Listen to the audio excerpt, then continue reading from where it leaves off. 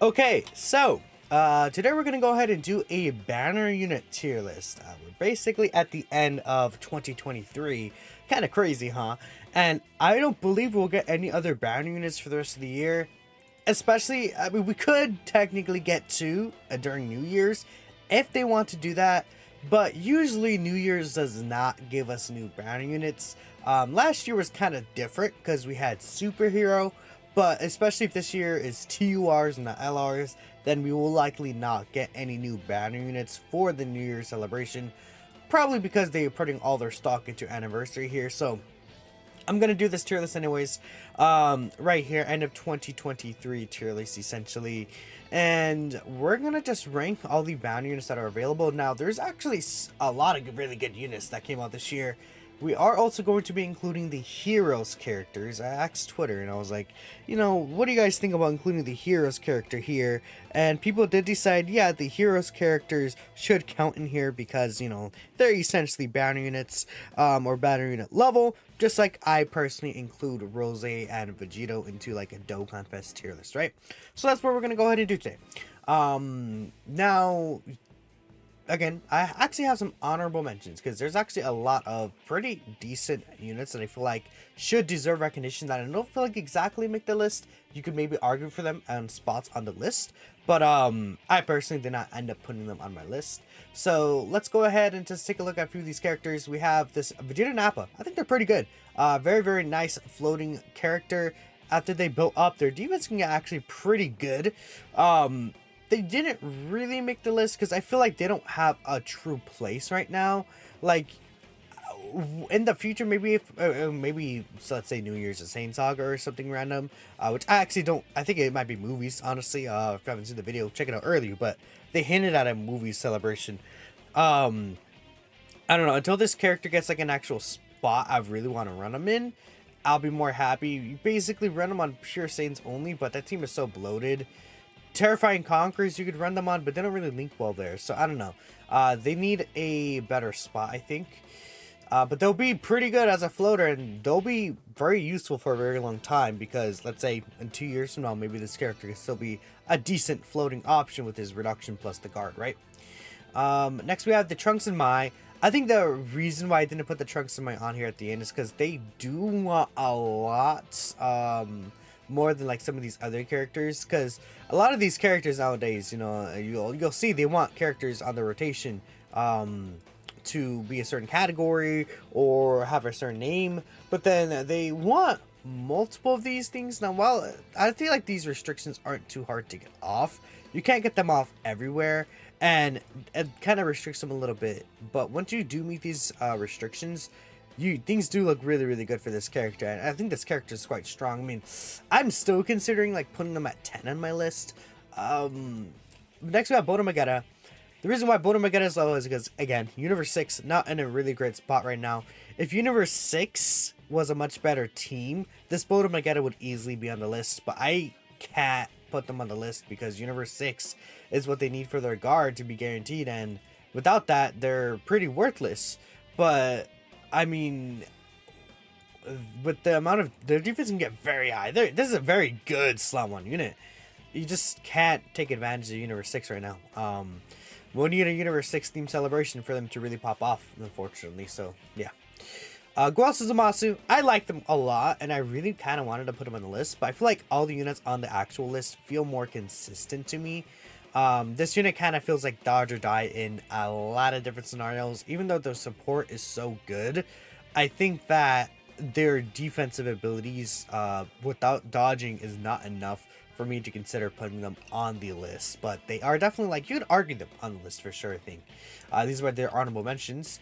Then we have Golden Frieza. I forgot to put these characters on the list itself. Let me do that. But of course, Ajo Golden Frieza, I mean, we have to like mention this boy. He's stood the test of time for such a long like period, and I feel like we have Tech Leaf and God Goku that could be talked about in there as well, but I feel like this Golden Frieza, he is able to be worked in every single scenario, while those characters specifically would want certain certain enemies and stuff like that, which I feel like is much less easy to control.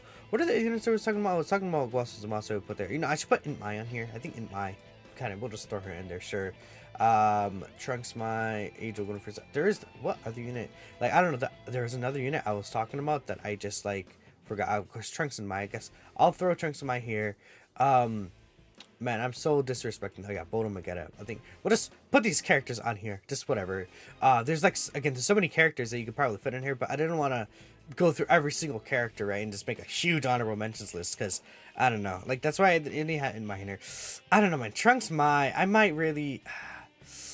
I don't know, just moving these characters around randomly. I'm so like tempted, but you know. Like, they're so good defensively. They're actually really good defensively. So, a 10. Starting off, I had Zamasu here. And, man, is Trunks Mai better than Inzamasu? I feel like the reason I have Inzamasu on here is because that 60% reduction is so insanely good. I feel like that's just... in my experience, he's probably been tankier than what this Trunks Mai are. And... you know, this Trunks Mai still has a lot more to meet, while, you know, this Masu could be, you know, you can still run this guy in Omega Shenron, right? You can still run this guy in some of these other red zones. Well, this character really does excel in the hardest red zone. You know, if we're thinking about, like, you know, in the future, funny enough, Future Saga, but, you know, let's say 9th Anniversary introduces some Dragon Ball Super, you know, superhero red zone, right? Or Turnaround Power red zone. This character is not really going to be as good there because they're going to be missing out on these stats, and that adds a lot to them. So yeah, I don't know. That's what I'm thinking here with this character. Like, they're good, but maybe like if we're comparing them to Inzamasu directly, I feel like Inzamasu is going to be in a better overall spot. And I feel like he's still tankier, plus he's healing. I think that's really, really cool. So I am going to put Inzamasu at 10. I think that I feel confident with Inzamasu at my 10 spot right here. Like, he's kind of like a little bit of a gatekeeper, right? So there's that. But let me know what you guys are thinking about Inzamasu 10 here. Pretty good. I think I like him quite a bit. And this is interesting. I mean, as a floating unit, you're not going to get this. But if you do end up getting it off, you could triple super, get some pretty good defenses, heal you quite a bit. I guess my only issue with him is that he gets stats based on having more HP, which kind of does suck a little, but he's good. I think overall this Inzamasu can cook pretty nicely. Alright, next, I put him on the 10. I should put him here on 10 real quick. Bam. Okay. Now next, we have STR Piccolo, which is kind of funny. STR Piccolo, he was by far, like, you know, the best bounty unit basically last year. That guy was incredible. I mean, it's still good for him to be being on this tier list, considering he came out like, how many months ago is that? Like 15 months ago. I can't even find him because he's so far up here. There he is. This dude came out a long time ago. Well, I kind of spoiled my number 8 spot. We'll talk about him in a second. I think the thing for him is that Movie Heroes is not really as great of a spot right now. You could even probably argue him higher on the list. But he does want to take that one attack sometimes, and that could be a little difficult. I think he's still very strong. It's just Movie Heroes right now could be in a little bit of a better spot. Again, however good the Movie Heroes team is, I feel like kind of could fluctuate this guy going up on the list or even down on the list. But I do like him right here still, you know, on the list in general. Just a general support for super class, right? 2 key 30% attack and defense is very nice. Guarding plus potentially 30% reduction depending on the Movie Heroes rotation. But you know, if you don't have the full Movie Heroes rotation, which can happen sometimes, I feel like in certain setups, you can definitely feel the difference. And without that 30% reduction, I think this guy is not that guy, you know, that he could be. And again, that first hit that he takes right here, you know, well, kind of like every, I guess it doesn't happen too often, but you know, every other turn essentially, it will happen. So I don't know. That's why I do have him at, what is that, 8 right there? 9 right there. 8. Golden Metal Cooler. This guy, you know, I think there's kind of a little jump between this guy because Golden Metal Cooler is so unbelievably nasty. I feel like a lot of these characters on this list are really, really, really good. he has to be on a full crossover team essentially. We need 5 crossover category characters, which is not a big deal. Crossover is very strong team, right? Um, this guy gets 60% reduction, another 60% reduction character, I believe, because he has a baseline 20%, then he can get up to 60%. Just absolutely insane. He hits relatively, decently, I would say. He does do like 8 to 9 to 10 mil attack stats, he could triple super attack, right? He has an additional, that's a great chance to become super. Greatly raises defense. This guy gets like 700 to 800k defense, support without support range, with the 60% reduction. So he's able to live basically any super attack in the game. You do want to be above 50% HP when you super attack though. So like, I guess it's not that big of a deal, because even if you lose those 80% stats, that'll be quite a bit. But he should still be able to tank normals. And the only time that I could see you like in that scenario is if you enter the turn at like 20% HP, or if you like, let's say, how to explain it? If you take a super attack slot 1 and then fall under 50%, but then he'll still live because he'll have enough defense to take normal still, right? Because with the 60% reduction plus, at least a 200% on super and this greatly raises, it's going to be quite a bit. So this guy's pretty good. Pretty consistent character on the crossover team. I think my big issue with this guy is links are kind of weird. I'm not really a fan of his links. And, again, he could fall under 50%. He could look a lot less better still. Like, he'll still be fine, but, he won't be that guy anymore, I feel like, right? And this is like, I've seen this happen once, actually, funny enough. I feel like you don't really want to consider this, but it's kind of there, it could happen, I guess, but it's very, very rare for that to actually occur. I still would have this character bum though, the modified Janemba. That guy is crazy. He does need to get built up a little bit, but after that first attack he receives, his defense can get so high, and he guards for the 5 turns. This 30% attack and defense raise for 3 turns helps him out so much. Like, this guy is like getting like 900k to 1 million defense with guard on like turn 3 sometimes. Like, it's absurd how good this character is. With the guard ability, just so nasty. Again, caveat, he does want to be, again, on a full crossover team, but I feel like on a full crossover team, I feel safer running this character than Golden Metal Cooler. The Golden Metal Cooler, technically, he does kind of a little better. I think it gets AoEs than this guy in the first hit, but after that, this guy is better like against AoE attacks, which are important to consider as well, these AoE attacks. Janemba is nasty. He's just straight up good. Defensively, very, very strong tanky unit. I am a big fan of this Janemba, and he does, I guess, get this crit chance, which is cool. He doesn't really do that much damage, like 9 mil, 10 mil attack stats, right? Doesn't do the additionals unless he's facing multiple enemies. Man, him against multiple enemies is crazy because he's getting multiple of those super attack, like, what's it called? Effects to 30% is kind of nasty. This guy's good. This guy's pretty sick, man. Okay. Next at 6, we have Darkness Toa.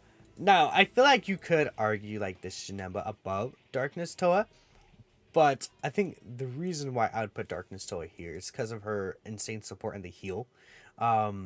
Darkness Toa is just overall pretty good character, and when this buff is off, it's really nasty. She has the high chance to dodge. I think that the only thing that I've experienced with this Darkness Toa that I really had an issue with is there are situations where she can't tank normals, right? So if she doesn't dodge, she'll take a lot of damage from these normal attacks sometimes. But I think her value she's providing is really, really high. And I would like choose to run her over modified Janemba because of the value that she's having with her support. She still could just straight up avoid damage. You can get her like 30 dodge. And I just think that heal and that buff she provides is so good. It's just absolutely insane when she's able to get that. And, in a lot of situations, when she gets her full dodge passive built up, she's able to do decently against normals. I mean, I've had her tank Omega Shenron normals before. It depends on the situation, right? I think what happened is her full passive was built up, And then she also had the heal buff up, which is not that common. But, you know, it's not like falling under 50% HP is uncommon, right? You know, in these really, really difficult fights. So she has that failsafe for you. And that could really help you recover on like an extreme class kind of heroes rotation. Even without a full extreme class heroes rotation, giving that HP recovery is so good. So I just feel like I do like Toa here at the number, what is this? I mean, I'm getting lost already. At the number 6 spot, man. We're only at number 6. That's kind of crazy. But, yeah, I mean, they should have given her a defense raise, but that's really all I would say about her. Next for number 5, I have Darking Fu. Darking Fu, I mean, we all know how good this guy is, right? I mean, Darking Fu, he's kind of just like a better Toa to me, because they're doing similar things. He supports only extreme class, and he is kind of relying on the orb teaching for that, but it's very easy to get him his orbs on that crossover team because of the fact that no one needs orbs. There's no LRs on this team, so you can very easily get him these orbs. And then he has the same 50% chance to dodge. He has, you know, 5 key 50% extreme class support ability. But then you also want to keep in mind that his defense is just like so much higher. He, again, is another character that reaches like 900k to a million defense plus after he supers. And then he also has a 50% chance to dodge. Big Bad Bosses is a plus, right?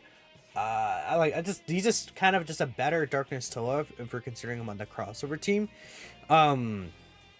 Yeah, I mean, he's good. This is a straight up like really strong character, and his value is just super, super high. So, Darking Fu, I mean, I have STR Krillin here.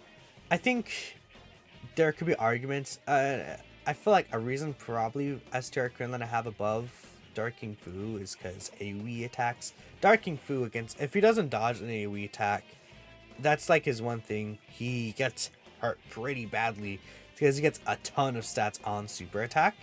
But this Krillin is like, nope, I get 60% reduction before I attack, so I'm like never taking damage from normals. Except for that, I think he does get this first hit here, but that lasts for 4 turns. So if you're running this guy as a floating character, this dude gets hit at the beginning of the fight, and then basically that next turn he comes back, he doesn't have to get hit again, and then the next turn he comes back, he'll have to again get hit, but it's not too bad.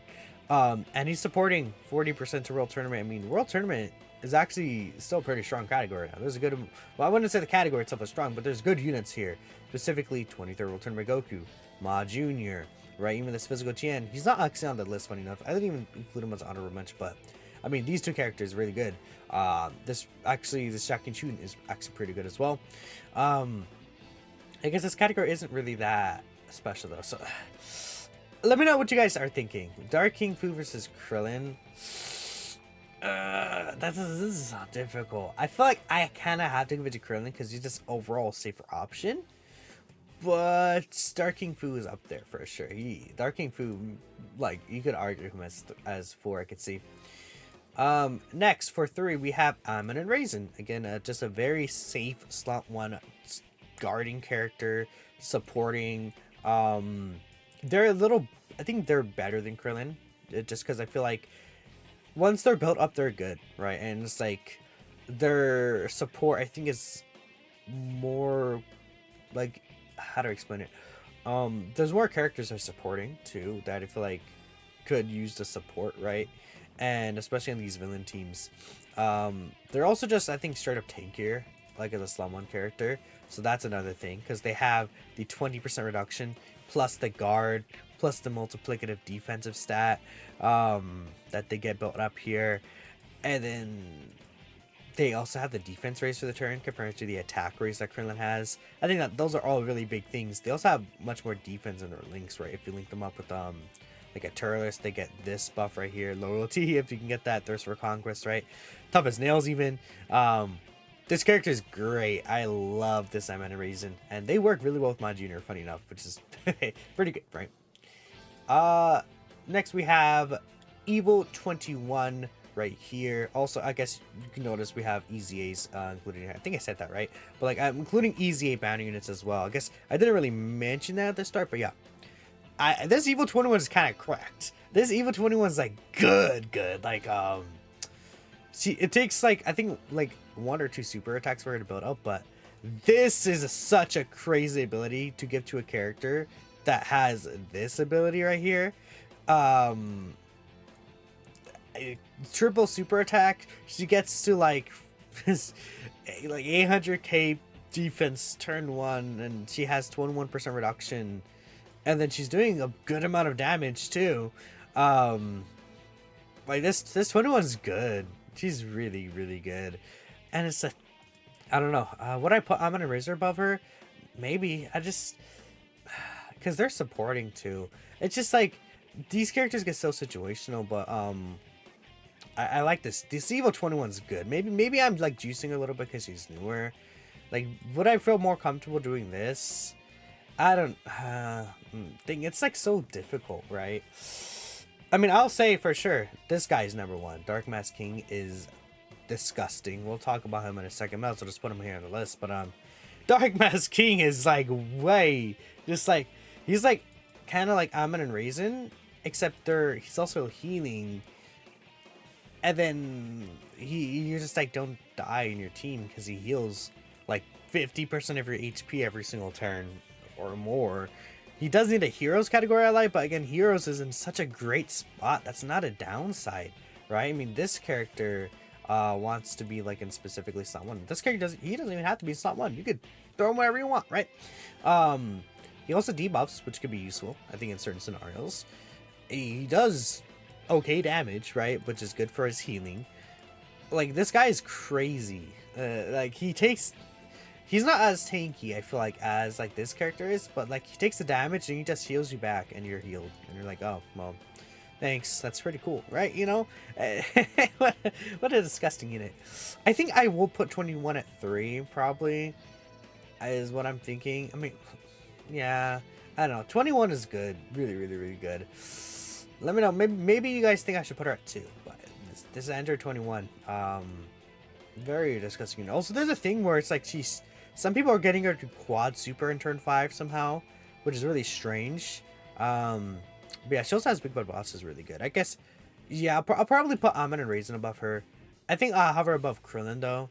I mean, she is physical as well. That helps her out quite a bit, but I think I like this. I'm liking this list. I feel very strong about this list for the most part. So let me know what you guys are thinking about your top 10 battle units, who you would put on your list, who you switch around based on what I have. Thanks y'all for watching, and I'll catch you next time.